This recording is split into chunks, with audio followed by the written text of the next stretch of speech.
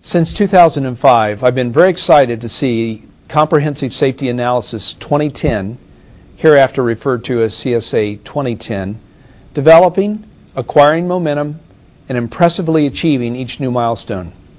Most of all, I'm pleased to see that the promise of CSA 2010, which is to improve our commercial vehicle enforcement efficiencies and protect lives, is beginning to be fulfilled. We have now passed the 6-month mark of the program's operational model test, which has been taking place in the states of Colorado, Georgia, Missouri, and New Jersey. I want to thank those states, our service centers, and division offices for their participation. Before I report on the progress to date and discuss the next steps of the program, allow me to quickly review the dynamics that required all of us to think anew how we design and conduct commercial vehicle enforcement efforts. We know that our proactive approach with motor carriers and drivers has had a positive impact on safety performance and saved lives. We also know that a compliance review is an effective tool geared toward achieving safety improvements in carrier and driver behavior. As experienced safety professionals, you know a carrier cannot receive a safety rating without having gone through a compliance review. Unfortunately, there are hundreds of thousands of unrated carriers stacked against a relatively small number of federal and state investigators. Compliance reviews are effective, but labor-intensive. While we do our best to visit as many carriers as we possibly can, under the present compliance review regime, we are only able to reach fewer than 2% of the total motor carrier population each year. CSA 2010 was conceived as building upon the successes of compliance reviews while also adding associated enforcement programs. Now, there will always be instances that can only be addressed through an on-site, top-to-bottom, traditional compliance review. But is that always necessary in each and every instance? Is it possible to conduct a targeted intervention that focuses on clearly defined safety performance problem areas for individual carriers on a case-by-case basis? Is there an alternative to going on-site at a carrier's place of business to acquire needed safety compliance data? In the CSA 2010 model, the answer is absolutely yes. There are a number of remedies we can adopt to achieve improved carrier safety.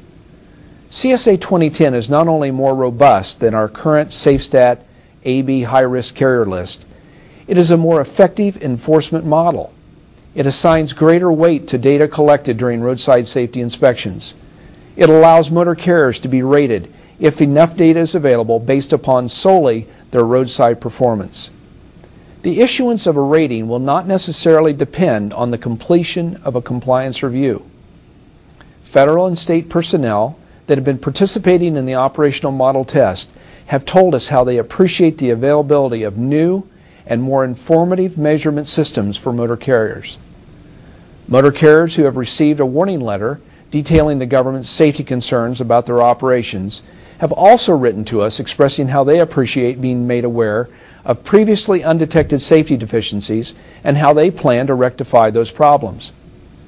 CSA 2010 has improved efficiencies, increased productivity, and has helped carriers and drivers better understand and implement safety performance improvement practices and behaviors.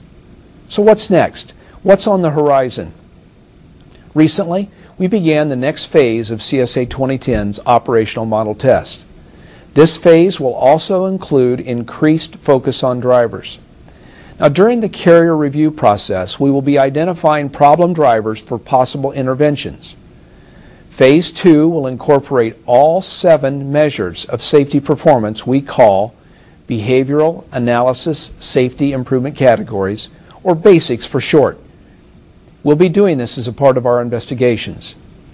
Let me just tell you what the 7 BASICs are: unsafe driving, fatigue driving, driver fitness, drugs and alcohol, vehicle maintenance, cargo securement, and crash experience.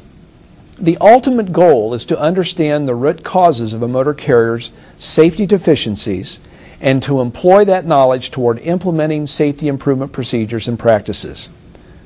Lastly, in the months ahead, we will be developing a protocol for for determining crash accountability for fatal and non-fatal commercial vehicle crashes. CSA 2010 is our window into the future of commercial vehicle safety enforcement. I've been very fortunate to have a front row seat. I've also been tremendously impressed with what I have seen and the promise it holds for reducing crashes and saving lives. We owe a great debt to the men and women who have invested so much into the CSA 2010 initiative. And now I urge you to invest in the CSA 2010 initiative. Study the website, ask questions online, discuss it with your peers. Most importantly, keep an open mind and stay informed. I'm confident you will see the tremendous efficiencies and life-saving value of CSA 2010. Thank you.